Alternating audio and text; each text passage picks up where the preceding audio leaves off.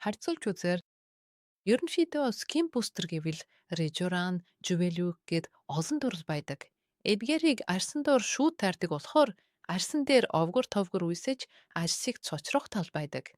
Харин Hilo Wave нь тэгдэггүй.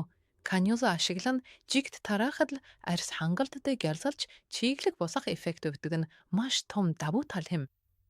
Мөн өмнө нь филлерээр хэлбэг аргахыг илүүд үздэг байсан бос одоо үед филлер шиг хиймэл мэдрэмж гадмын биед байгаа мэт мэдрэмжээс тавьгалзаж илүү төрөлхий мэд харагдахыг хүсдэг орсон. Ажилбар хийлгэсэн нь мэдэгдэхгүй хэрнээ хөөрхөн болохыг хүсэх хүмүүс маш их болжээ. Хийн хүмүүст ямар нэгэн хатуу зүйл мэдрэгдэхгүй хиймэл биш маш төрөлхий мэт дүүргэлт үүсгэж өгдөг бас нэгэн том давуу тал гэж бодож байна. Тиймээс бид үүнийг чиглэг арсныг лифтинг гэж нэрлэдэг.